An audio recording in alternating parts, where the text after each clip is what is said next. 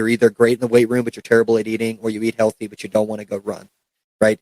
It's at school. Like, I can do English, but man, I hate math. You got to find the thing that you hate, and you've got to make that your next love.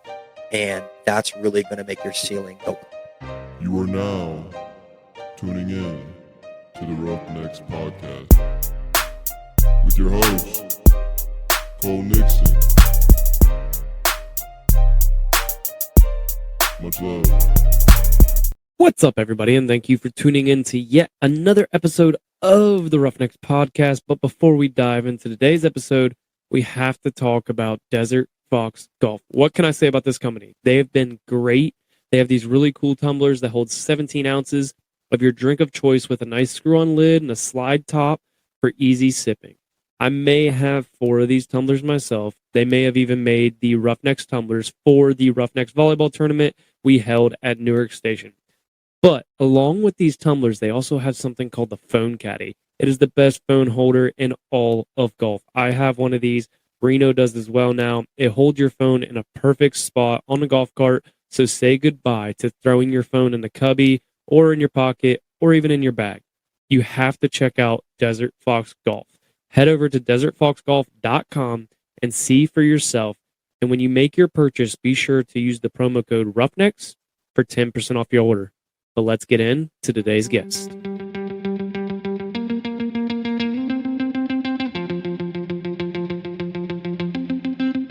What's up, everybody? Welcome back to another episode of the Roughnecks Podcast. This is episode 185. We are back with a Monday guest episode, and joining me today is a recommendation through Reno that I can't believe I didn't think of myself. So shout out, Reno. Thank you for this.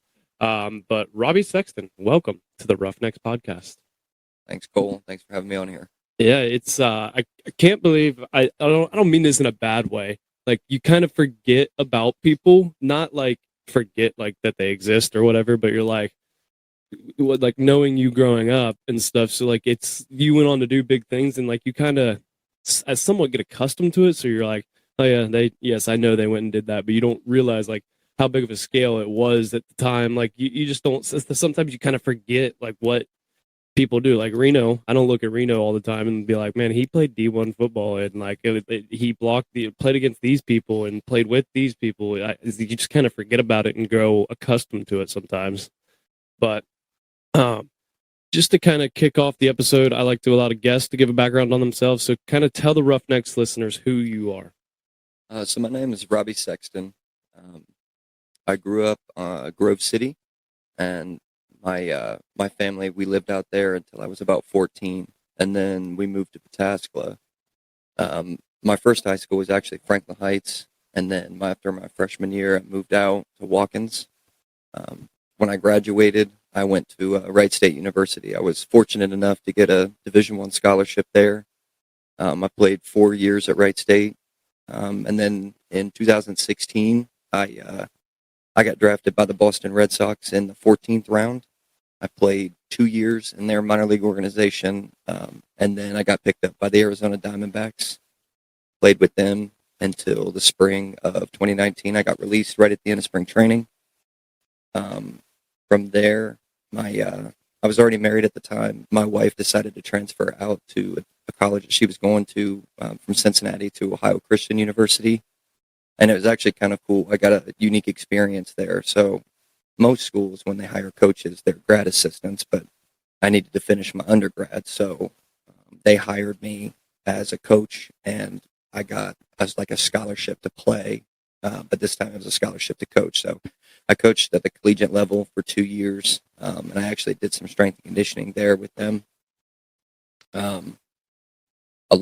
During my time playing pro ball, I also started training pitchers and other athletes. So from the fall of 2016 up until present, I trained pitchers and other baseball players all fall long, and that's something that I really enjoy doing. I'm also a teacher, so I taught at Pickaway Ross Career Tech Center, which is all the way down in Chillicothe. I did that for a year, and then I taught back at Watkins last year, and then now I'm at Tays Valley.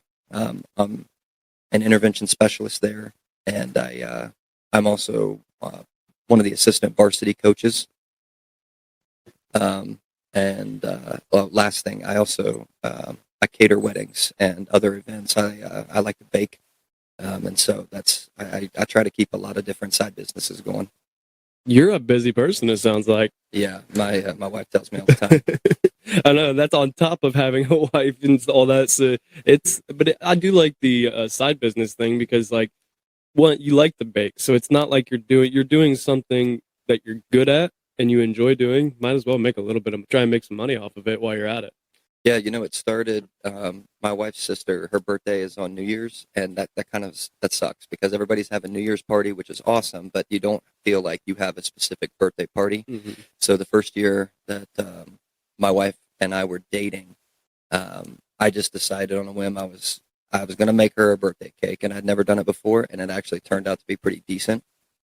So from there, it just kind of became a yearly tradition that we did that, and I started making all kinds of off the wall stuff just to see what I could do. And it ended up, one of my friends at Watkins hired me for her wedding because she liked my baking. And then it kind of took off from there. So I've done, a couple of different, I've done 2 weddings and I've done graduation parties and birthdays and all that stuff. Huh. I did not expect that. I don't know why, but I didn't see that coming out of you. But I do see it now, but I didn't see it at the beginning. I get that a lot. But kind of going back to the baseball thing, which I wanted to kind of ask, like, so out of high school, you went to Wright State. What was the ultimate like driving factor for Wright State? Because I always like to ask that question. We do have some younger listeners sometimes, so I want to have them, because I know what it's like. I only went to the D3 level, but you have to make that decision of what school to go to, and I'm sure it's different when you're going to play on a bigger stage. Like you in Reno and those kind of, like when you're getting recruited by probably multiple schools and you have to make the right decision on which one. So tell me why you kind of decided Wright State. So I had a kind of unique experience. So I'm not really sure how it works in football, but in baseball, most guys that are going to go D1, they decide before signing day, which is in the fall of their senior year. So they haven't even played their senior year and they already know where they're going. So I finished my junior season and I had 0 collegiate offers. And, for me, my goal was just to play college baseball. I didn't have any clue on how it worked or anything like that. And so I go into summer ball and I finally get my first collegiate offer. And it was Ohio Dominican University. And again, for me, your whole life you hear scholarships. Most of the time that stuff comes up when you're talking about football. So I thought in my head, I was like, oh, okay, ODU is going to offer me, this is going to be a full ride. And I couldn't have been more wrong. I had no idea how that stuff worked. So throughout the summer, I got a couple of other offers here and there, but I still wasn't really getting much notice. And then I got invited to this thing called the Buckeye Scout, and they don't do it anymore. But basically, they take the top 100 players in Ohio, and they're pre-ranked. And then they make them play in these tournaments for basically Thursday through Sunday, this big tournament, and then they re-rank them. So I was actually ranked like 103 or 104, and so I wasn't invited, but a couple of guys had already declared for the draft, and they knew that they were going to be top picks, so they decided not to go, and I ended up getting pushed in late. So I came in pre-ranked at 99 out of the 100 that were there. And I just had the weekend of my life. I hit like 3 PRs in velo because I got 3 different chances to throw 1 inning at a time. And that Sunday night when I went home, I had pretty much every Division I in Ohio call and offer. And so I began the recruiting process from going on these visits from there, because this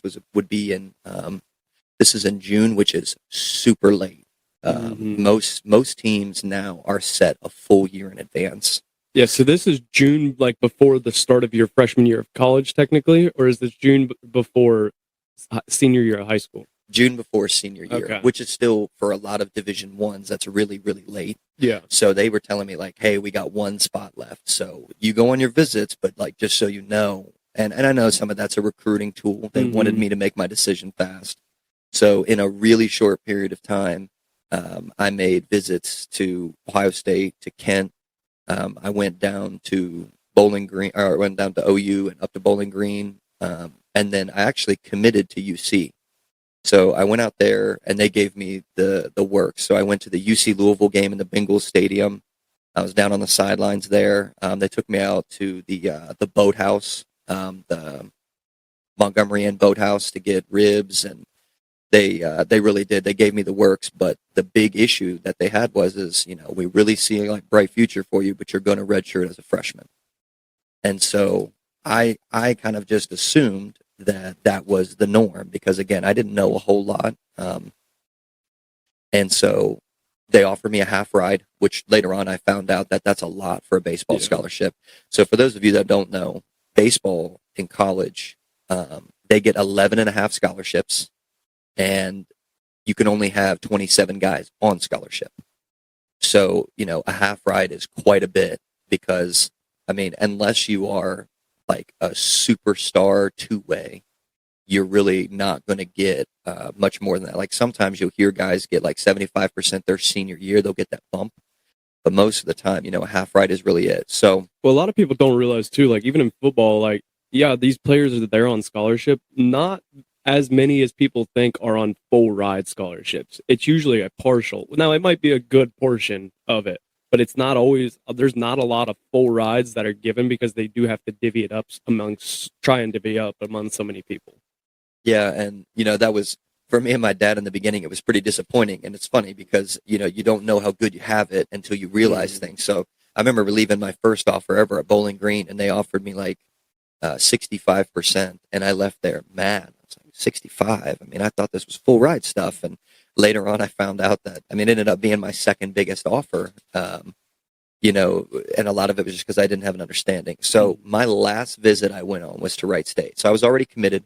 But Coach Rob Cooper, who's no longer at Wright State, he's at Penn State University now.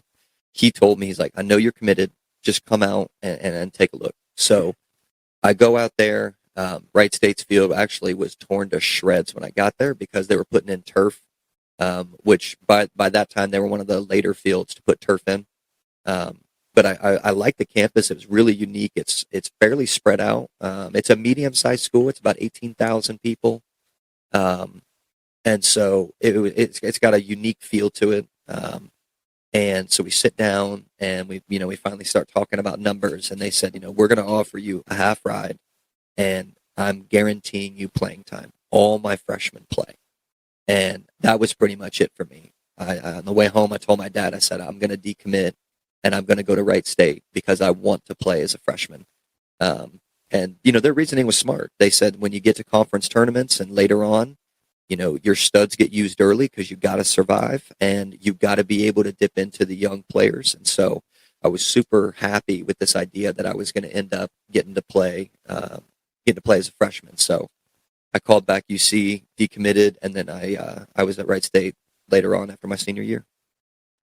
So the redshirting, how standard is that kind? Because I know in football it's very typical especially for maybe that person doesn't have the size yet or whatever. How often does redshirt happen in baseball? I would say it's I guess I don't have as much of a pulse now because of the way the transfers work. Nowadays it's actually harder than ever for seniors to get scholarships because if you look at it, if I'm a coach in college and I have a choice to go get an 18-year-old that I don't know nothing about, and even though at the time he might feel like a man, he's a boy. Yes. Or I can go get a sophomore in college who maybe doesn't have the success at the level that he wants, but he knows the grind. He knows the machine of college baseball. I'm going to take that kid every time. And so that's kind of the problem nowadays. But when I was playing, man, I sound old saying that. But okay. I'm younger than you, and I feel old when I talk about when I played. I'm like, when I played, and I'm like, man, I'm already getting there. This is not good. So when I played, it was fairly common. So when I got re-ranked after the Buckeye Scout, I got ranked as the 14th player in Ohio, and the majority of the guys that were ahead of me, like you had guys like Anthony Kidston, who went to Louisville on an 80% scholarship, which is nuts. Louisville's premier baseball, and he redshirted his freshman year, and other guys like that. You look at stuff there, and it's just an expectation. So I knew that I was going to get a chance to play, But what ended up happening, and it was bad luck for the other players involved, but good fortune for me. During the fall, for those of you that don't know how baseball is broken up, in college baseball, you have what's called your Friday, Saturday, Sunday starter. You have your midweek starter, and then everybody else is in the bullpen, and they're relievers. So most guys, their goal, unless you're very specialized, your goal is to get to be a starter. So the Sunday starter, he ended up getting hurt in the fall, and I ended up having a great fall. And at Division I, they don't play games in the fall, but you do a lot of inter squatting against each other. And so I was killing it, and they called me in the office about 3 weeks before the season started and said, "Hey, you're going to get the ball week 1 against UD, and then the next week we're going down to Clemson and we're going to play in their house, and you go to pitch against them." That's, I mean, we always had it. I remember Sev always talking about it. You never know when your number is going to be called. You never know when your number is going to be called. Like, you have to be essentially ready at all times because, I mean, you always had some nerves no matter what. So you had those nerves, but if you literally let those nerves just take over, like, you would have never been essentially asked to do it again. So you have to be ready as best possible whenever that your number is called. And that's whether it's in sports or you're at a business and, maybe you're the person that's above you didn't show up today. They got sick. So now it's on you to be that person and that's in charge. So, like, you always have to be ready and just take the opportunity that's given and make the most of it. Yeah, and that happens at every level. And take high school, for example. So I moved in as a freshman. Nobody knew who I was. And, at Watkins has a very well-established youth baseball program all the way up through. Ever since I got in the high school coaching world, I've heard so much about that, where they're like, man, I really wish that we could get like SWL and build a youth program because that's what produces successful baseball. I don't know if people know this, but Watkins just breeds Division I pitchers. I can name 7 or 8 right off the top of my head in the last 15 years. And that stems from a really well-established youth program. So the start of my junior season, I wasn't even on varsity. And then I got brought up to varsity very early, but I wasn't playing. I wasn't pitching. I was waiting my turn. And the 2 guys ahead of me were not doing well. And they gave me the ball, and I took off from there. I got my first win against New Albany. The big OCC win for us back then. And from there, I tried to answer the bell every time my name was called, and like that's what's got to happen. I mean, most people, you're not handed opportunity over and over and over again. You're given a shot, and then you've really got to take advantage of that, because if you don't, the time in between might get further and further and further. I mean, coaches are going to look for guys who are ready to go when their turn is called. And that just kept happening to me, which I'm very fortunate of. I mean, obviously there are some guys who never even get the chance, but I consider myself fortunate that I was prepared when my name was called. Yeah. What was it like when you got your name called to go up to the big leagues? Like, when you got drafted, what was that moment like for you? And did it feel as good as you expected or not as good as you expected, I guess? So, so I was never a big leaguer, and per se. Yeah. But, for the draft, it's one of those things that a lot of people don't know, especially when you're in a mid-major. So Wright State's a mid-major program. They draft, before my class came in, maybe one guy a year. After my sophomore year, Wright State really, really started winning, and we were producing. So my class was the largest draft pick. We had 5. And then it went 5 again, and then 7, and then 6. And now it's become a norm at Wright State, where I think the draft is probably talked to a whole lot more. Kids have an understanding when they're coming in that this is an expectation. We're going to put 3 or 4 guys out every year at minimum. But I had no idea when I was there. I didn't have an understanding of it. As things got closer, unfortunately, you find this back and forth where coaches, they want to keep their juniors. So a lot of people don't know this, but in the draft, there are set slot amounts for the draft. So, for example, the first pick in the first round is slotted at $8.2 million or whatever it is each year, right? So there is this push as juniors to get drafted your junior year because you have something to play with. Either the team that drafts you gives you the money that you think you're worth, or they lose their draft pick and you go back to college. So you have a little bit of leverage. If you're a senior, they know you have zero leverage. And I'll give you an example. So I was a 14th round draft pick, and I was a junior. I was technically a redshirt junior. It was my 4th year because I had Tommy John in college because I blew up my elbow. But I had leverage. They were going to offer me what I thought I was worth, or we were going to come to agreement, or I was just going to go back to college, and then they lose their draft pick. They don't get another one. The Friday guy who was ahead of me my last year, his name's Jesse Schultens. He was a senior. He was a 10th round draft pick, so four rounds before me, so 100 players before me, and he got drafted for $10,000 and a plane ticket. He's a big leaguer now. That dude has spent 8 years in minor league baseball grinding it out, and he made it. He's a big leaguer, and he can say that he did that, but the value that they saw him worth was significantly lower because he's a senior. So, when I was going through my junior season, I actually consider myself lucky I didn't have that stress because I just didn't understand the draft nearly as well. So draft day came. Obviously, I didn't think I was going to get called on the first day. That's just the first round and the supplemental round. The second day came, and I had communicated with a couple of other teams about maybe going in the 7th or 8th round. There's a huge science that goes to that. It's all about who's picked before you and names on the board and all that stuff. So the second day came and went, and I wouldn't say I was frustrated, but I was more of like, you know what? I'm sitting here stressing in the middle of my summer break. Who knows? I could be going back to college. I'm going to go watch my youngest brother play baseball. So my youngest brother was still playing high school baseball. So I went out to Beaver Field, and me and my dad are sitting up in the stands, and we're just relaxing and we're having a good time. And I get this phone call, and it's Dave Dombrowski, who is he's the director of player development for the Red Sox. And he says, hey, we're thinking about picking you in the next round. They gave me the amount and said, would you accept? And I said, yeah, I would. And so he hangs up the phone. About 3 minutes later, I get a call from my agent, and he said, you were just picked in the 14th round. And it hit me all at that moment. I was like, I'm not playing college baseball anymore. I'm a professional. The hard work's paid off. I went down on the field, and my brother saw me stand up and put my hand in the air that I had just been drafted, so he knew. So he comes running off the field and gave me this big hug. And it was just a really, really cool moment that I got to share out at Beaver Field, Lancaster.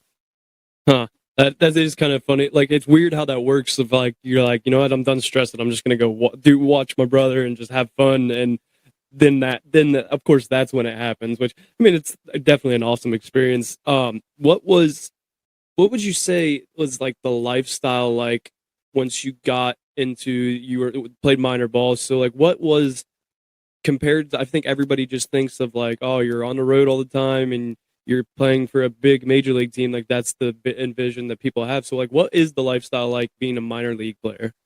There are, for guys who are talking who have played baseball, there is kind of this tendency to do a lot of complaining because the minor league road is super hard.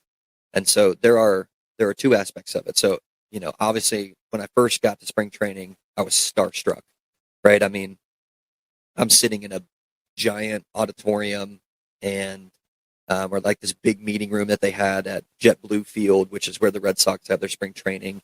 And David Ortiz walks in, and Hanley Ramirez walks in, and then there's Mookie Betts, and that was the year of the Chris Sale trade. And so Chris Sale walks in, and it's like, oh my gosh, I feel like a 6-year-old waiting to get an autograph. And that's actually kind of funny because there's a lot of unwritten rules in baseball. So when you're a minor leaguer, you do not go ask a big leaguer for an autograph. There's a lot of those unwritten rules. So obviously, like, that was amazing. I mean, I got to play with guys who are big leaguers now, and so there's that really cool aspect of it. But then there's the other aspect of it that people don't understand, the grind. So you're guaranteed by contract 1 off day a month. So if there's 31 days, I'm playing 30 games. And then sometimes what they would do is they would actually stack 2 together. So that way the off day was the last day of the month and the first day of the month. So that, like, sometimes they might do that and be nice to you that way. But sometimes, like when I was playing in Greenville, which is in South Carolina, we traveled south to Rome, Georgia, which is about halfway down the state, and we finished. But the next series that started was in Lakewood, New Jersey.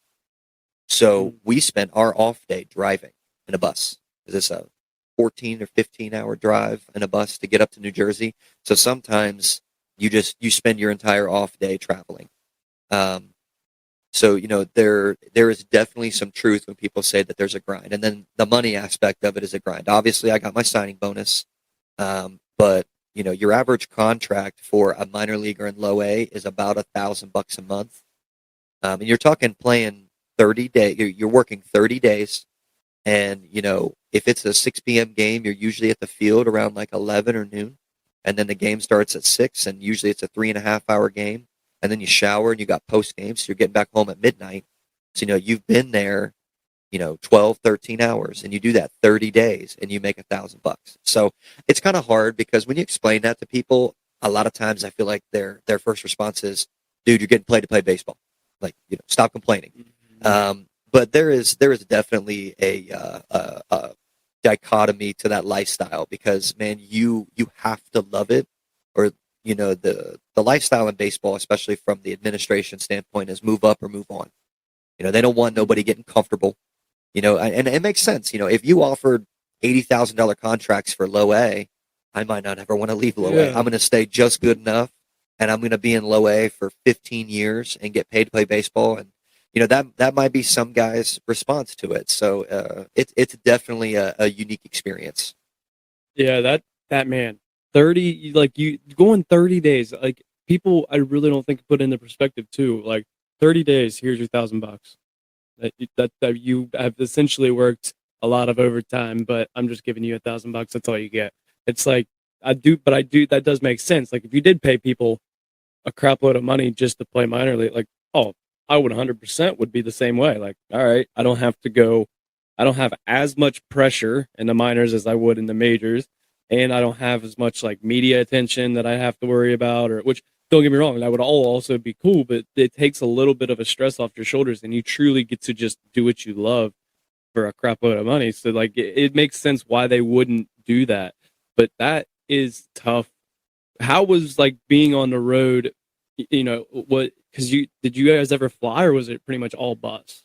So at low A level, it's all bus. So the leagues are divided up, I would say locally in quotations, because there's no way that Lakewood, New Jersey should be playing teams in Georgia, but there's actually 3 teams in Georgia in the South Atlantic League, that's the low A league I was playing.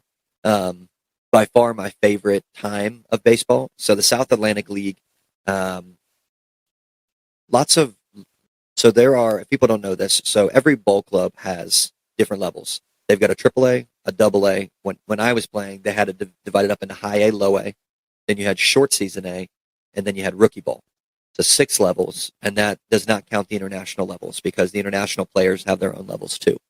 So I was in low A, and every level has a different standard for their level. So, for example, the Boston Red Sox high A team was in Salem, Virginia, and it was just okay. The stadium was not great.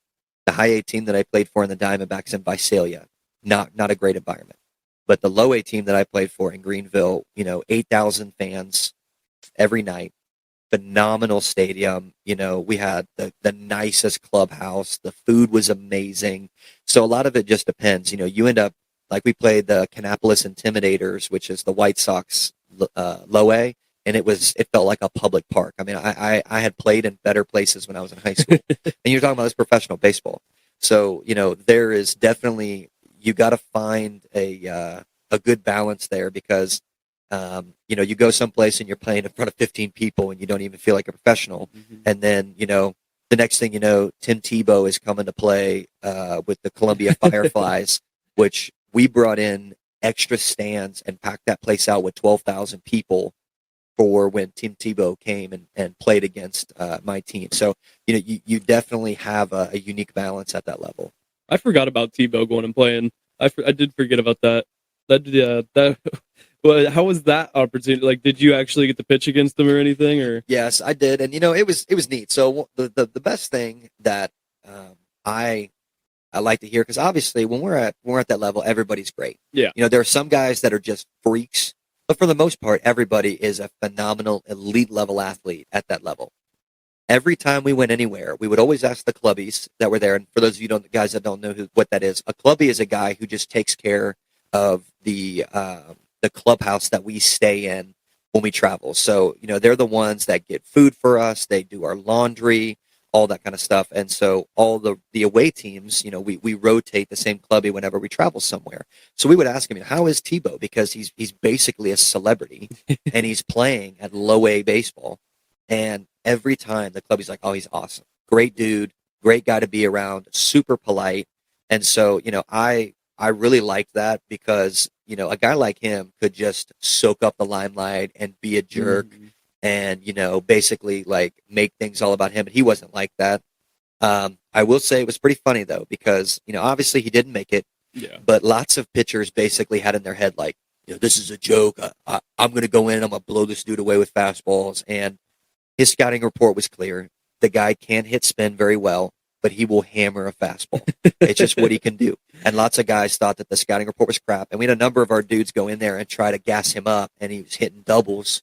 And it's like, I don't get it. The guy is here at least for somewhat of a reason. And for those of you that have never seen him in person, he is a unit. Yes. He's a big boy. And so when I got to pitch against him, I was like, I'm not messing around with this. I'm going to go what the scouting report says. And I got a weak ground out my only AB off of him. And, that, like, for me, I didn't want to be, the left on left fastball that ends up leaving the stadium because I'm trying to one up him, Yeah, I'd rather say he grounded out on me than he cranked the homer on me.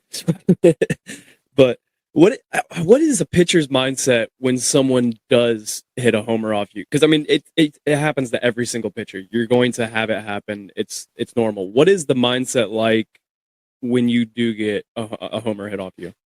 I say a lot of times, and obviously I know there's going to be people that disagree with me. I personally think that baseball is the hardest sport on the planet.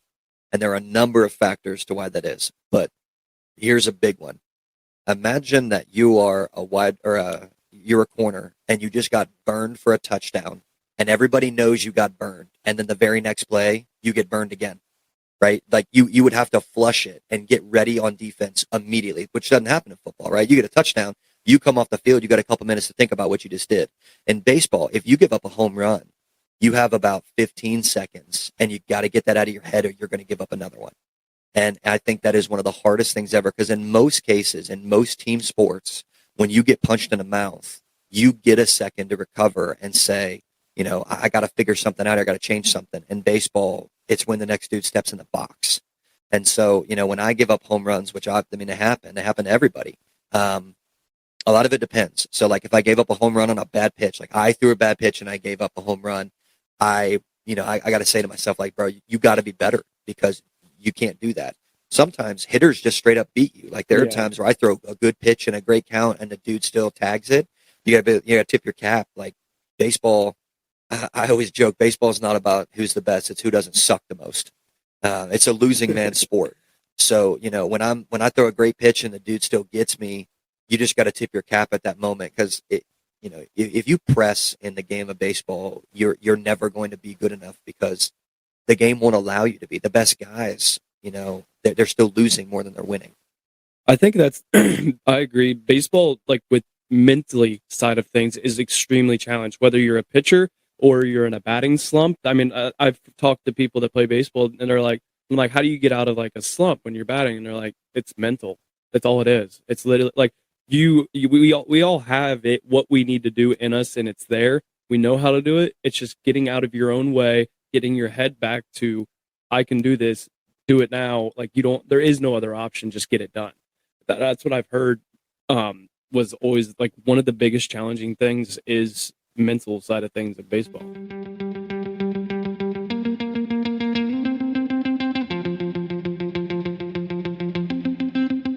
What's up, everybody? I wanted to interrupt today's guest episode for a quick second and tell you guys about Roughnecks merch. If you head over to roughneckspodcast.com, grab yourself some Roughnecks gear. We have many different types of options. There are t-shirts, long sleeves, sweatshirts, hats, coffee cups, tumblers, and much more. my personal favorite is the Take No Bull shirt or the classic black Roughnecks t-shirt. That was the first merch ever sold, so if you were looking for an original, that is the way to go. Buying merch and wearing it out is one of the best ways to support the podcast, so head over to roughneckspodcast.com and grab yourself some Roughnecks merch. Let's get back to today's guest.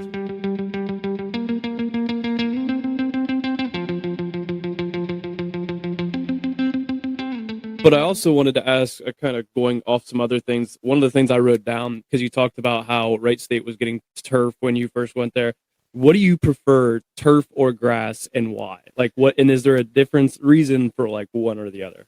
So I think it depends. So there are multiple different types of turf. So there's like what you would call heavy sand turf, Mm-hmm. and then there's heavy rubber pellet turf. So Wright State's was the heavy rubber pellet turf, and the reason why I would say that can be a little challenging is the ball's actually really bouncy. So like a flare that lands in between shortstop and the left fielder, if the left fielder takes the wrong route, it'll bounce over his head, which doesn't feel like baseball to me. I mean, growing up as a kid, I never watched a ball bounce over an outfielder's head. So obviously the sand-based turf is more expensive, which is why people don't have it. Like Ohio State has it, and it plays much more true. So if you play on a really nice turf field, there's nothing better. The hops as a pitcher. Obviously, hitters don't like it because it's harder to get on base. But as a pitcher, I know my defense is there. The hops are true. It's going to be easier all around. I will say that it does make the pace of play faster, which like my wife said the same thing. She played collegiate soccer, that when they would play soccer on turf, like the game was just faster. The ball rolls more. So it's the same thing in baseball. So the game is a little bit faster once the ball gets put in play. But if you play on a crappy turf field, like one that's not taken care of and is super hard, it is really challenging because you don't know what the ball is going to do. Grass can be fairly predictable. Dirt's usually predictable. But man, like crappy turf can really make things hard. Yeah, crappy turf on a football field, I can tell you, is also not fun. But it's not as, we don't have to worry about it as much because we're just running, and like the ball's not necessarily hitting the ground, so, or at least it shouldn't be. But I can also tell you that those rubber pellets do not taste good when they go down your throat.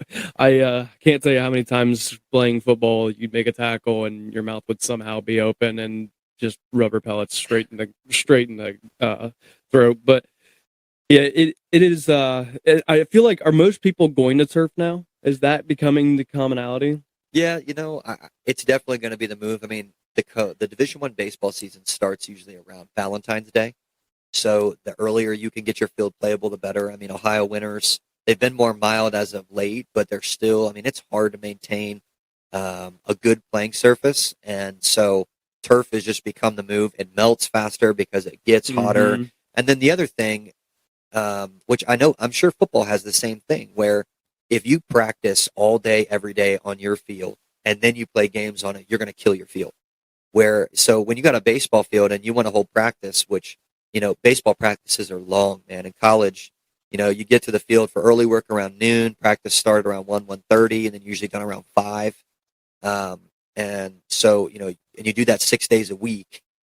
And, you put all that wear and tear on your dirt field, and then you got to go play 60 games on it. That's a lot to maintain. That's really hard on the ground crews. So turf has just become this move where, home plate's getting worn out, buy a new strip, get it installed. So, that's becoming a lot more thing.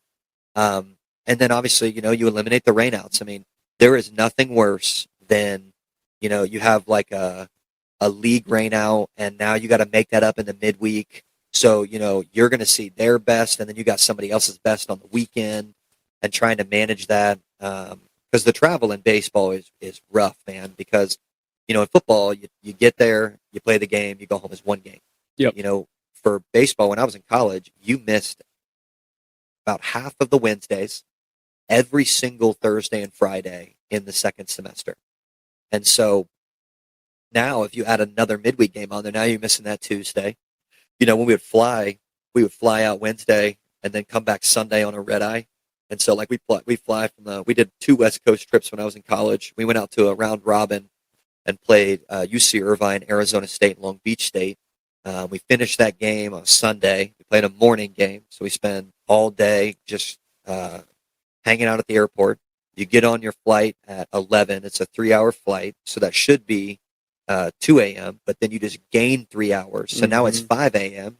You get off the bus at Columbus, you drive an hour back, so it's more like 7 a.m. And instead of taking us to the field, they took us right to campus. Like, all right, go to class, see you guys at practice.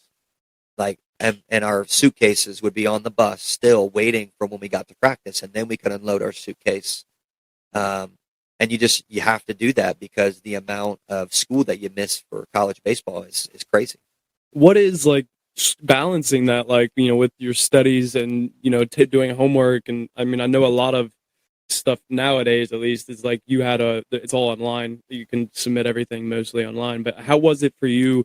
Like, what was that balancing the school and being on the road all the time like? So a lot of guys front load the fall. So I took 21 credit hours, all 4 falls, which, I mean, that's a lot. It's 7 college classes is a ton. Plus you're balancing practice. Like, you have to leave that noon to 5 open. So what a lot of guys do, and man, it is miserable, is they would offer, so usually your credit hours, 3 credits means you meet 3 hours a week. So what you would sometimes do is you would go find the class that meets once a week. So on Monday, I had a 3-hour class, and then Tuesday I had a 3-hour class. So it'd be from 6 to 9 p.m. Those classes were always, I dreaded them, but I loved them at the same time. Yeah, they were great because they were one and done. Yeah. But man, when you were that night before, you're like, dude, I've got, the history of Gandhi for 3 hours. And yeah, I mean, it's awful. So you definitely front loaded the fall. And then we had a mandatory 8 hours of study tables a week. And we did, I don't know how a lot of schools do punishment, but the way our punishment worked was the first time you screw up, you're going to run, and you're going to run a lot. And a lot of times, and our punishments were kind of degrading. Like, one of the moves my head coach would do would be get a bat and a tennis ball, and he would just make you play fetch. He just toss the ball up in the air and crank it, and you got to go sprint and get it to him. And he just make you do that over and over again until he got tired. We had another punishment, and then so the next level would be that the whole team runs. So like one of the times we did this sprinting sit-up challenge, but everybody had to keep their arms interlocked. And we did that for like 35 minutes. And, guys are like trying not to puke on each other's feet. And then the third level is that you will sit in a chair and blow the whistle while everybody else runs. Ooh. So you screw up a third time, now you don't even have to run. And most of the time, guys got that. We got that handled pretty quick. I mean, everybody had their mess up, and it happens. But so study tables was a big one. So you had to be there for 8 hours. Like most guys, I would go in on Sunday like all day. And I would try to get as much work as I could. This is all in the fall. I tried to get done as much work as I possibly could and get that done. So that way during the week I could relax a little bit. Now during season, we still had study tables. The only way to get out of study tables is if you had a 3.5. Yep. So, you still had to sign in all 8 hours on top of all the other things we were doing. So I like that because honestly, I think without the structure, a lot of guys would say, well, that's wrong. They're grown men. But without the structure, a lot of these guys, I mean, we still had guys fail. The truth is, our goal was always to have a 3.0 team GPA, but you had like your 4 or 5 outliers that were 4.0s, which means you had your other ones that, their GPA was under their weight. So, when you had there were still guys that failed and we lost guys to eligibility. And when you're playing at a mid-major school, a lot of times the top talent on mid-majors and Power Fives is not that different because you still have your studs. The difference is that, Louisville's second, third baseman, he's going to get drafted. Their fourth starter is going to get drafted. Their backup catcher is still going. And so, for Wright State, you have to really manage those guys because your secondary and third level guys are just not as good. And that comes with the territory. I mean, it's a mid-major. It's not a Power 5 school. And so, grades was a huge thing. Yeah, our study tables, so it was the same thing. Like if you had above a 3.5, I think the semester before, then you had no study tables. If you had between like a 3.0 or I don't remember what it was, but if you had a certain grade point average, then you had 1 day. But otherwise, if you were below this, you had at least 2 days, if not, I think 3 in the spring, as they did 3 in the spring. But so yeah, we were similar, and the same with the punishment thing. I think that's every school. Yours guys might be a little worse than ours. I thought ours sucked, but we would run what was called a Bishop Mile, where you run a mile, but you do bleachers for each one. And we had bleachers very similar to Watkins at Ohio Wesleyan. So like they're super tall, and you went up and down 3 times on each bleacher, and then you ran to the wayside, and they were the same exact size. So you did it again. First time you screw up, you run by yourself. Second time you screw up, you run with your position group. Third time is you run with that side of the ball, so offense or defense. Fourth time is the whole team, and if you have a fifth time, you're like pretty much you're done. You're not. And usually, I think we only had one person in my career get to the fifth, and it was one of the people that probably needed weeded out anyway. But because like we were trying to like work with him and get it like, hey, like it's just showing up on time. Like, give me your number, I'll come give you a ride, whatever it is. And it ended up not working out. But it was always funny because like usually by the second time, like if your position group has to run with you, everybody's like, dude, you need to figure it out. Like, I don't want to, because we're out there at 5 o'clock in the morning, 6 o'clock in the morning. We're like, I don't want to have to wake up on my day off. Like, we don't have practice today. We just have a lift. I don't even have class today. I don't need to be up right now. Why are you like making me be up? So it kind of helps create that chemistry of bringing a team together, of helping each build each other up, even though somebody's kind of tearing it down. Well, and it helps establish the culture. I mean, I think the most important thing that a team can do is build a culture. So, like, my time at Wright State, every year we had, some type of saying or mantra that really helped build what we wanted out of, the team that year. So, my freshman year, the year before, they had Wiz Khalifa had just released that album, Taylor Gang. Mm-hmm. And so we took that logo and made the Raider Gang. And it was like, it was this mantra of, this is who we're going to be. And then, the next year, my sophomore year, we were actually on a losing streak, and we lost 3 games in a row. And we're on the bus ride home, and our bus driver just smokes this deer. I mean, it was unbelievable, the damage, right? So the next day we show up, and it obviously wasn't the same deer, but our coach shows up and he's got a deer head, a mounted deer head in his hand. And he's like, we're going to carry this guy with us for the rest of the year. And we ended up crushing it. So we actually ended up sweeping our league. And then we ended up to a regional. We were picked to win it. We didn't end up winning it, but we ended up at a Louisville regional, and ESPN, we got more airtime than Louisville did on ESPN carrying around that deer. The deer actually got its own interview anytime that we hit home runs. So the bus was a Croswell, and our bus driver's name was Gary, so we named the deer Gary Croswell, and we carried him around everywhere the whole year, and it still hangs in our clubhouse. And like that just became our thing that year. And so, when you develop a culture, that is so much more important than pulling in talent. So my freshman year, I go to Clemson. So I got my first win at Dayton the weekend before, and then I go to Clemson, and I'm so nervous. I mean, Clemson is pretty much cream of the crop in baseball, and I ended up we lost the game, but I ended up throwing 6 hitless innings, and I was a true freshman, and I was feeling, obviously I started feeling high on the hog, and I actually ended up skipping my running. Afterwards, I was like, nah, I don't feel like running. I'm kind of sore. Really don't feel like doing it. I come in the office. I get called in on Monday after we get back, and my pitching coach sits me down, and he's like, so you didn't do your running, which I was already floored about. I was like, how on earth did he know? He's got a ball game to win. Why did he care? And so, he's like, look, I think you got a high ceiling here. I think you got a really high ceiling. But if you poison the other freshmen thinking you're going to get leeway because you're a starter as a freshman, you won't be here next year, which blew my mind because, again, mid-major, they're limited on talent. And, by that time I had an understanding of it. And it was crazy to me that he was willing to send me packing if I didn't buy into his system. And the truth is, it wasn't a threat. 2 years later, we had a guy from Worthington Kilbourne, stud, one of the highest recruits we ever got. And he did not mesh with our guys. In the fall, he was a lot of conflict. He was kind of a head case. He would get all up in arms and didn't want to do things, didn't want to lift the way our strength and conditioning guy lifted and want to do his own thing. He didn't make it out of the fall. And I actually think he transferred to a D2 and had a phenomenal career. So the dude was good, but he didn't fit our, the way that we wanted to do things. And, as a coach, if you can establish a culture that weeds guys out, I think you're going to really, set yourself up for success. That's what, like, so when we did overnight visits, if you had a recruit for an overnight, like, once they left the next day, like, our coach would call us or text us and be like, does he gel? Like, will he fit with this team? Like, I don't care how good he is at football.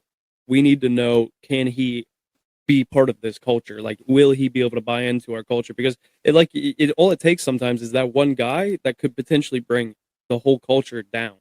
Or you could have a guy that brings the culture up. So like you want the people that bring it up, and especially in baseball, you guys are a little bit of a smaller team compared to a football team. So having a one bad guy can really make a big impact on the entire team. Yeah. And, very rarely do I think that the best player on the team is also your best leader. Yeah. Usually, like in baseball, there's a term that that we call him the clubhouse guy. Like, so there was a guy that I play with named Brad Machawki, and he ended up being our leadoff hitter for a while, but he always kind of struggled up and down our lineup. But man, the dude could have fire a dugout up. Like he was the dugout guy. And I'm sure, because we graduated the same year. So I'm sure that the year after, like there was a missing presence in that dugout, not having him in there, because he was just the dude that kept guys, fired up and would get stuff rolling. And it would have been awesome if he was our best player. But I just don't think that's how things work. Like, a lot of times the guys who are your top elite level guys, like they got their own mindset on the way they do things. And sometimes guys, like their strength is the ability to keep guys together. And I think that's special. Like I think as a coach, you have to be able to find that.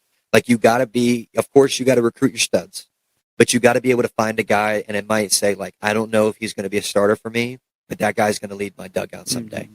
And I think that that's really hard to find. I think it's harder to find than talent because you don't really know what's going to happen. Yeah. Most guys in Ohio, because there are 11 Division I's and there are so many D2s and D3s and NAIAs and JUCO. Ohio has so many schools for its size that most guys are medium fishes in a really small pond. Now you might get a guy who is a big fish in a small pond, and every once in a while, especially with the way things travel and how, travel baseball has exploded, you might end up with a big fish in a big pond. But usually it's not. So sometimes those things don't gel well. Like guys, maybe, they don't do well with being able to roll out of bed in high school and be the best player. And then now, like they're competing at 6 a.m. to get a look to be able to get on the field. So sometimes that doesn't always gel well. But man, like the clubhouse guy is such an underrated and not talked about enough role. Well, there's a lot of, I've heard it before. I don't think it's always exactly true, but a lot of people say like some of the best coaches were never good players. Like, but they just understand, like they maybe didn't have the talent to go out there and do it, but they really understand what they're teaching. Some of the best teachers, like I know of teachers that are like, oh, I was a terrible student. I was absolutely terrible, but you eventually figured it out. And then you're able to help teach other people. And it's true. And like having those guys, like it was simple on, for football. Like we had guys like when defense is on the field, like the sideline usually goes run, pass, like let you know, like, hey, they're passing, hey, they're running. And you would hear guys like that will probably never see the field that season, maybe even their career. They're like, guys, we have to be yelling run. Like, and it's like that, those are the people that help keep that team together, help build that team up. I agree with you 100% on that. Well, and you just, for even the players that were really good that ended up becoming coaches, I think something that I would guess is consistent across the board is they were really good at being role guys. Mm-hmm. Like a lot of times the studs that are not going to end up being great coaches is because they were very me-centric and very hyper-focused on them, which is still, I mean, there are still a lot of good attributes about that. But like, so my second coach was Greg Lovelady, and he won back-to-back World Series at Miami University. So, top-tier catcher. He got drafted. But, the catcher is the most important position on the field. You are the role guy. Like my saying that I tell my catchers is, you have the most thankless position. You're a floating glove. I don't want to see you move back there. You're supposed to be quiet. You're supposed to make the pitcher look good. But, man, you're the quarterback of this team because you see everything. And so I think catchers a lot of times make great coaches because they're used to being role guys. And my coach, so Greg ended up getting promoted or got hired on at University of Central Florida, which is, a higher position than Wright State. And then after that, Jeff Mercer came in, and it was the same way. Jeff was a good Division I ball player, but like he really understood the idea of being a role guy, and I think that meshes well with being a coach, because if you're a stud coach, or if you're a stud player, and really you only saw value in the highest level players, then you wouldn't mesh well with some of the guys that are struggling. Like you would only gravitate toward your own guys on your team that you're coaching now that are studs. You wouldn't gravitate toward those guys that are struggling. So I think having a guy that understands the importance of one role, and that role might not be that you are the best player. That role might just be that you keep guys locked in, or you keep guys accountable. Because I think that's super hard. I think being able to keep someone accountable without them hating you is super, super tough. Yeah. That being a role player, no matter whether we always say, like in football, we always told people, know your role. Like, whether you're a scout team player or you're the starter, be the best that you can possibly be, just to try and help everybody get better. And I remember I personally was a safety my junior year. They pulled me in the office and they're like, "Hey, we want you to move the corner." I do not think I'm a corner. I'm way too slow to play corner. But they asked me to do it, and at that point, you essentially have two options. Like, you can say no, okay, now you're not going to see the field. Like, that's one way to look at it. Or you just do the best you can at that role. Whatever that role is, whether it is starting or being on the sidelines or being in the bench, if you want to call it that way, essentially being on the bench, it's okay. But be the best that you can be at that role, whatever your role is. And, just try to, like you said, just try to lead and just bring everybody up.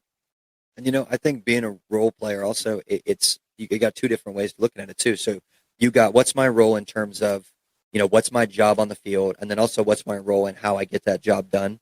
So like one of the guys that I played with, phenomenal guy, his name's Mike Tim.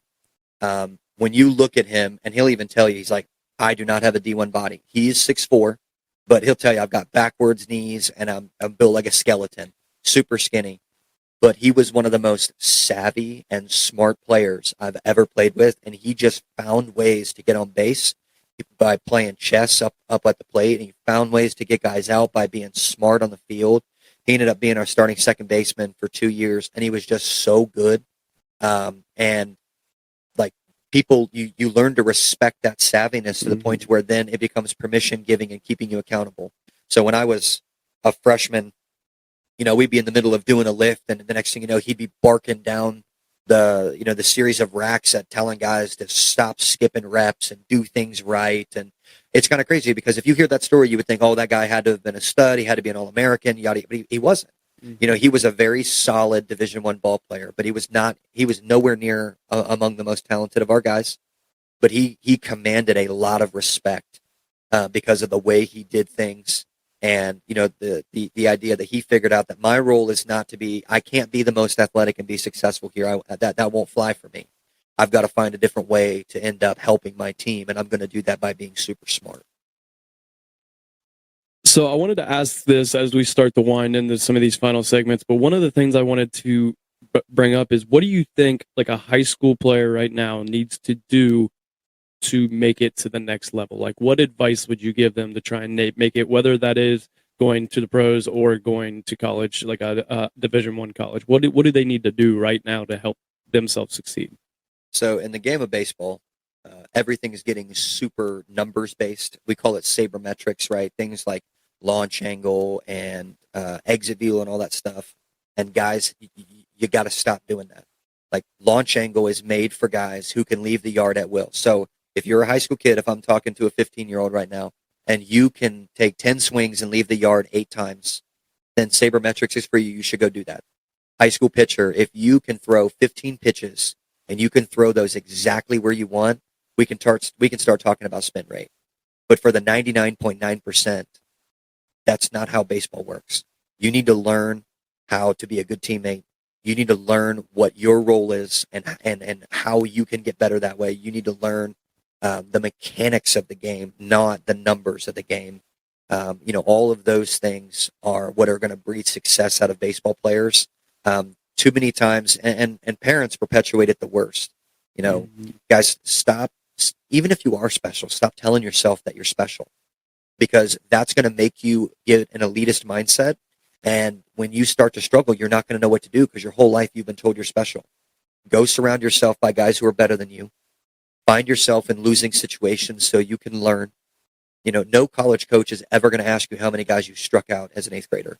They don't care. Yeah. So if you throw a big breaking ball as an eighth grader and you jack up your elbow because you wanted to do something cool then you're just going to cost yourself. Take the time and learn the game the right way. The game is over 100 years old. There is a right way to play it. And if you can do those things, like, that's going to make you the top tier level. I mean, obviously, as a pitcher, if you can throw 95, like, that's amazing, and colleges are going to want you, and that's great. But if you're the bulldog that can get on the mound and say the buck stops here when you hand me the ball, then that's going to be the guy that coaches want. I use my brother as an example all the time. So my brother, Daniel, he played professional baseball as well, but he had the most unique route. So we were 1 year apart. I graduated high school at about 6 foot 220. I was a fairly big guy. My brother graduated high school at 5'9", a buck 40, and he went Division II, which is crazy. You think, like, that's pretty scrawny to go to a Division II level. My brother has like three unbreakable records at Watkins. He went something around like 70 innings with a .5 ERA. I mean, he was unbelievably good as a guy who didn't throw hard, but he was a bulldog. He was meaner than hell on the mound, and he could throw strikes and do what he wanted with all of his pitches. And he just proved that his size didn't hinder him. So he goes to Tiffin, and he grows a little bit. He puts on some weight. So now he's like 5'10", buck 75, and he goes undefeated as a freshman.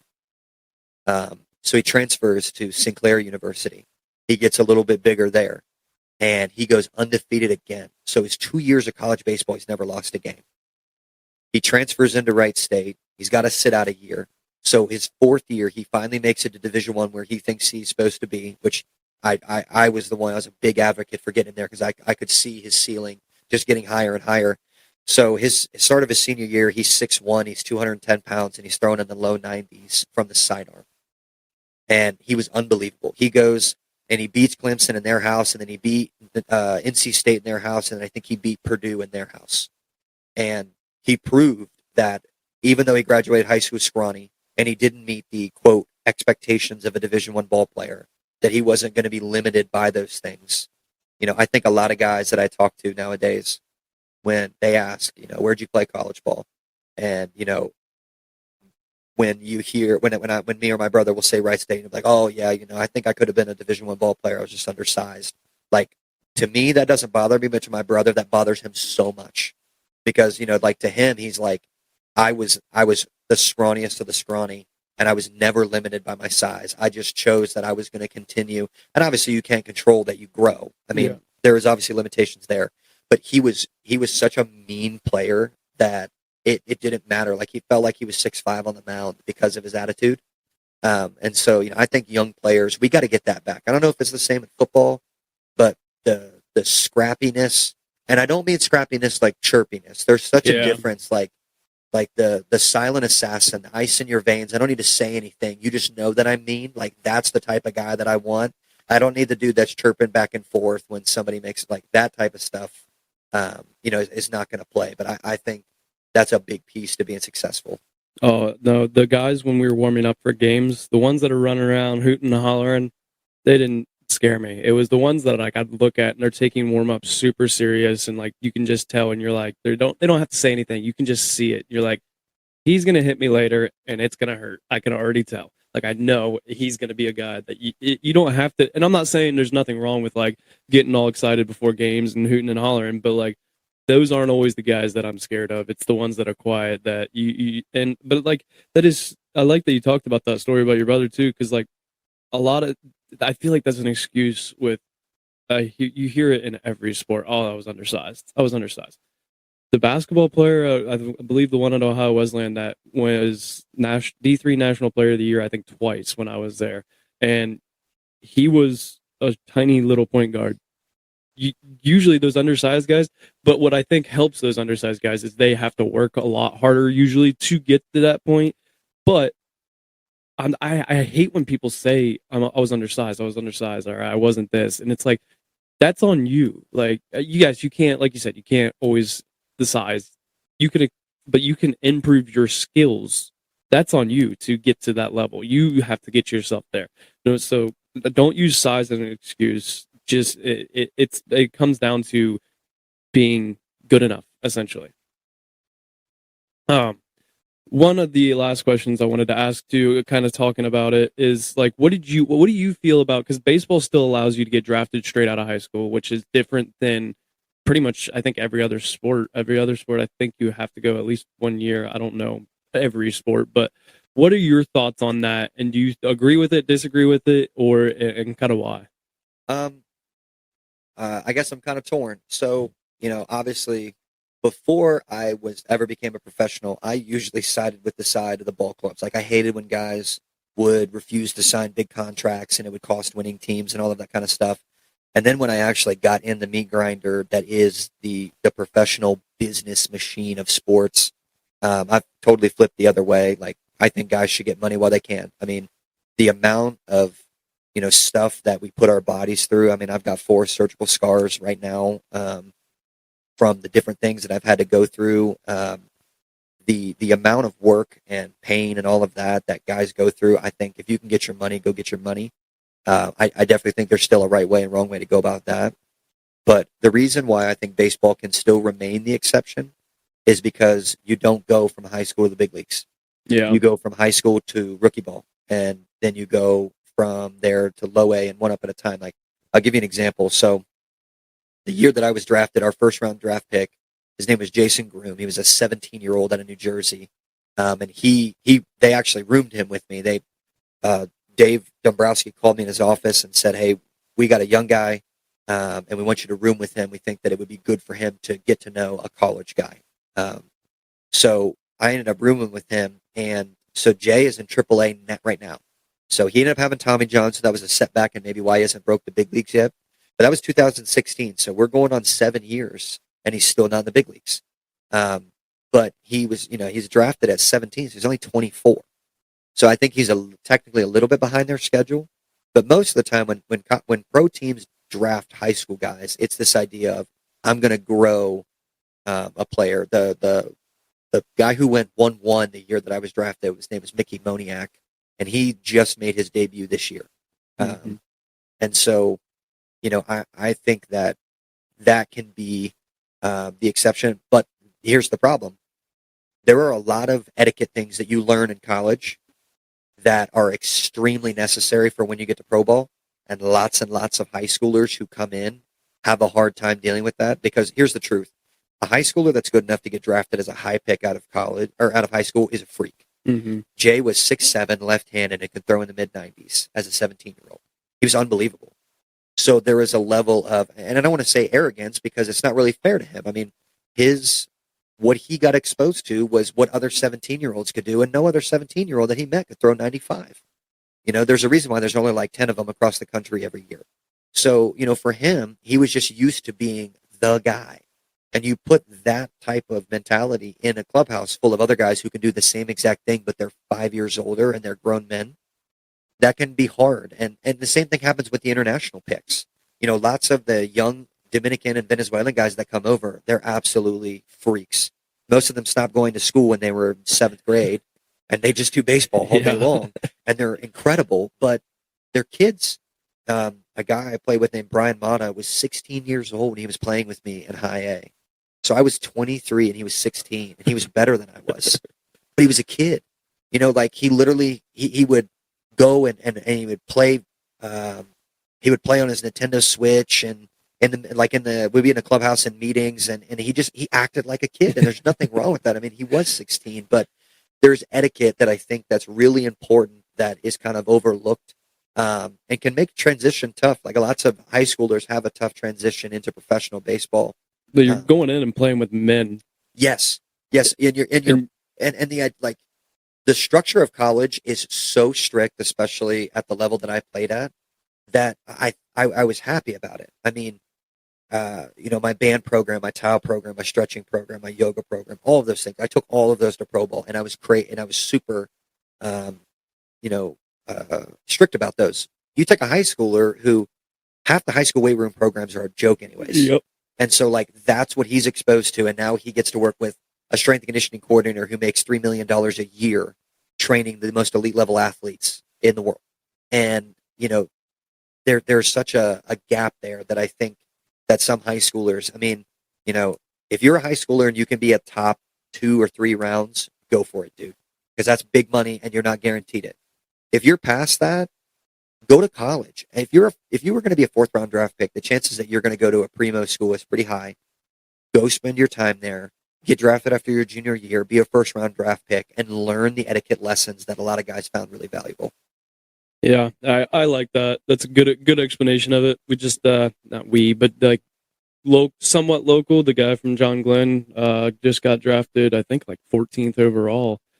Colt Emerson, I think is his name. So we'll see how that turns out.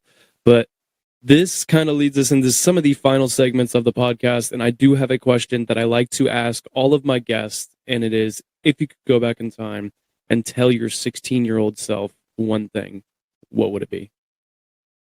So for me, I actually really did, and I feel like I had a great work ethic. And I think a lot of guys, when you hear this question, say, "Oh, I go back and tell myself to work harder." And for me, that wasn't really the issue. In fact, sometimes I actually worked myself into injuries because I was trying to push myself. The thing that I would tell myself if I was 16 is that no matter what you do, no matter how far you go, it is going to come to an end, and you need to work on being a good dude. I was the guy who was hyper fixated on being the best and hyper fixated on winning. And I burned some bridges in that process because, I didn't go and hang out sometimes at college. There were other times where I would go party, but there were times where I was like, nah, I can't. I got a game tomorrow. I got to go read my scouting report. And there is good to that. But at the same time, if you are so me focused and so internally focused that you lose those relationships, you're going to regret those. And I do. Like I've still got great friends from sports and guys that I talk to. But the truth is, I wasn't as good of a guy as I could have been because I was so concentrating on winning and being the best. And here's the truth: most people, when their sport ends, just like for me, mine ended on a bad note. So I got released before I thought I was going to, and so the first thing that comes to my mind isn't the winning and all of that type of stuff, right? Like when you get reminded of how your sport ended, it's the bad things.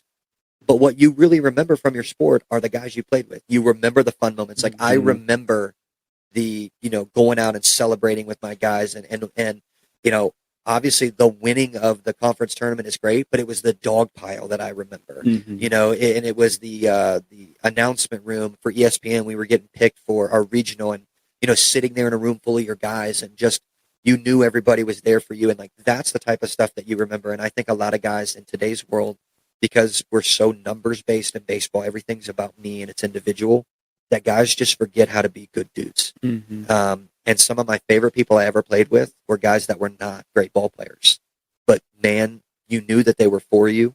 And you knew that like, no matter what, like you were going to have a good relationship with them. And so like that would be my big piece of advice. For probably, probably 90+% of people, being a good dude will get you further than your sport will. Absolutely. You could be the best. We were just actually, I guess I'll say it, but even though that episode comes out after this one, but we were just talking about it last night where Reno met, he's met some NFL guys like that are big time names, and he was like, he's like, they're complete assholes. I do not like them at all. I lost so much respect for them. He's like, now their football ability, amazing. Them as a person, terrible. Like it sucks because like you look up to these people, but being a good dude is just going to get you so much further in life. And it was that what you just said there is so true everywhere. I mean, when you're a first year pro guy, and so for those of you that don't know, during spring training, there is things called, fill-ins. So the big league ball club's got a game in spring training, and 2 or 3 of the guys they're not going to throw that day. They got they got the day off. So now they need a guy to go fill the reliever spot in case one of the other pitchers runs into trouble. So I got to back up a couple of those big league games, which was really cool. Obviously I got to sit in the bullpen with guys, tenured big leaguers and meet conversations. And it was always so clear right away who thought that they were the best and who had the bad attitude about it because they wouldn't speak. Obviously I'm sitting up there. I'm super nervous. I don't want to say anything. And then finally Chris Sale goes, all right, guys, if you don't talk, this is going to be a boring 9 innings. And it was awesome that he did that because I got to sit and chit chat with one of the best pitchers. And obviously he's left-handed. So like a BB and lefty. And, I thought the whole time we were going to talk about baseball, we just talked about other things. And it was awesome. He went to Florida Gulf Coast and we just talked about college and talked about life. And it was so cool to have that experience. And like, I will forever feel like, and like some of the stuff that goes on with Chris Sale, if you know about his antics, he is kind of a hothead. But like the fact that he was willing to talk to a bunch of minor leaguers is just so cool to me because there are other times where you deal with big leaguers and they are, it's unbelievable how big of a prima they can be. And it just totally turns you off to the idea of that. And the truth is, here's the hard part about minor league baseball. And I think football actually probably has a connection to this because in college baseball, you were all in to win the whole time. Mm-hmm. A lot of times guys don't even care if they play. They just want to win because there's not that many guys. There's only usually like 30. But in professional baseball, every time that your buddy does well, he's putting another nail in your coffin. Yep. So like you want to try to be that guy that roots for your dude, but like if your boy has 4 or 5 good outings in a row and you're not doing well, there's a chance that he's going up and you're going down. And that is so hard because people don't know this either about the minor leagues. You have zero control. We were in the middle of a movie theater and they stopped the movie and turned the lights on because a guy got traded. And we were on the road. So he literally gets on a plane without any of his stuff and his mom and dad had to fly out to California and move him because he got traded to the Jackson Jumbo Shrimp in Jackson, Alabama. And you just have no control. So like you want to be, you want to root for everybody because you don't want to be the dude that's, sulking in the dugout when the other guy's doing well. But that's so hard because like I'm happy for you when you do well, but I also know that means that I'm probably not going up next week. And that's a really hard double-edged sword to be in. Yeah, that is tough. That would be very tough. It's not the same scale like baseball. I feel like it's a lot more like it is a legit nail in your coffin. Football, it's like, well, there's maybe I can change to this side of the field or whatever, but it definitely that is tough because you're like, man, I really want to see you fail, but I really want to see you succeed at the same time.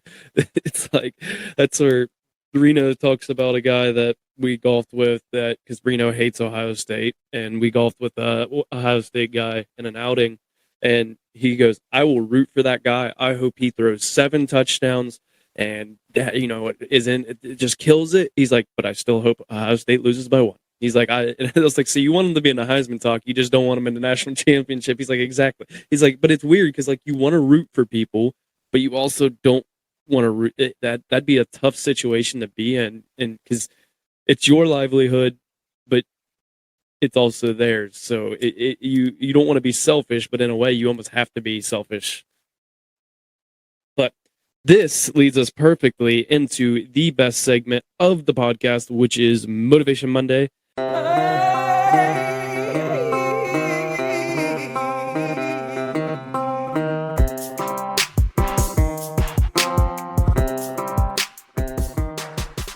Motivation Monday is the point in the episode where I allow the guests to give the Roughnecks listeners a little inspirational bump to set the tone for their week as they listen on Monday morning.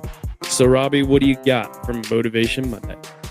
I think a lot of people, whether it's in their sport or their job or whatever it is that they're doing, they get really content on focusing the things that they're good at.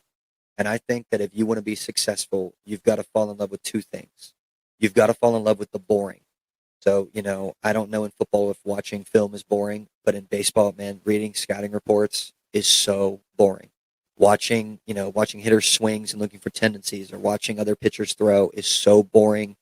BP can get so boring, stretching and bands, all that stuff. If you can learn to fall in love with the boring, you can really, really change who you are. My band program that I learned and my stretching program completely transformed me as a player. And there are times where like I had to refocus and lock myself back in because I get chit chatty while I'm doing bands. And it's hard because lots of young players like, man, I don't want to do bands. It's boring. It's not the cool thing. So if you can really get obsessed about the boring, you're really going to be successful. And then the other thing is you got to find the thing that you suck at and you got to fall in love with it. So, for me, when I got to college, I was a power fastball guy and a power curveball guy. And I just lived on those. And I could get outs with those whenever I wanted. But when I got to pro ball, I quickly learned super fast that if I didn't develop a changeup, that I was not going to last very long. And I hated throwing a changeup. It felt so awkward out of my hand. I hated it. And then when you're learning it, obviously, like the directors know you're going to try to learn it, so they know that you're going to make mistakes, and there's some leeway there. But you give up 4 home runs and 5 outings on changeups. You're like, I'm done throwing this pitch because I suck at it. But I stayed focused on it and ended up becoming one of my bread and butter pitches because I forced myself to do something that I hated. I think that a lot of people, whether that's, for most people, they're trying to lose weight. It's either the diet or the weightlifting. You're either great in the weight room, but you're terrible at eating, or you eat healthy, but you don't want to go run, right? It's at school. Like, I can do English, but man, I hate math. You got to find the thing that you hate, and you've got to make that your next love. And that's really going to make your ceiling go up. If you fall in love with the boring things and you love to do the boring things, it's really going to make game day a hell of a lot more fun. Like, it's going to make it even more fun. So you might as well. And it's kind of going back to the second point. You have to find your weaknesses and make them not your weaknesses anymore, and then find your next weakness, because we all have weaknesses all over. It happens every day. We have a weakness. But if you don't try to fix that weakness, you're just essentially going to stay the same and not improve. You got to find it because the sport's going to find it for you. Oh, if yeah. You don't. Baseball, I always say, lots of times you'll hear coaches say that baseball is just cruel. And it is. Like, the ball always seems to find the worst fielder. The guy who can't hit the curveball always seems to get the curveball at the most opportune, spot. The guy who can't throw strikes always seems to walk the hitter in the worst moment. Like, baseball is just such a super cruel sport. And I'm sure football is the same. Like, guys watching video, they pick on the guy who's not doing what he's supposed to do. And you feel like everything just starts snowballing on you. So if you're not willing to go and look for the things you're not good at, you're going to get exposed at it super fast. Yeah, in film for football, what they do is they'll rewind a play about 6 times, and everybody just watches you mess up 6 times in a row. And it's like, yep, we got it. I know what I did wrong. We don't have to keep watching it. It's good. Yep. Mm-hmm. I mean, in college, I had a drill in our position group named after me because we called it the Cole Nixon drill, because I could not take great angles. I was struggling to take good angles down the sideline and meet people to tackle them, that they made a drill after me that we would do pretty much every day until I figured out how to do it. Like, they were like, all right, Cole Nixon drill. And I'm like, damn it, I hate this drill, but it's cool that it's named after me, but it's not a good reason. So, I mean, just take your weaknesses, improve on them, and keep building, keep growing. And you might end up making it up to the next level and just climbing your way up the ladder, whether that's in sports, business, anything. Robby, I appreciate you coming on the podcast, man. It was an awesome episode. This is episode 185. Yes, I said that. 85. Yeah, 185. Until Friday, you guys know the deal. Life is hard, and it's going to knock you down just like a bull does to a bull rider. Don't let that bull of life walk all over you. Get up, grab the bull by the horns, and take control of your life. Roughnecks out.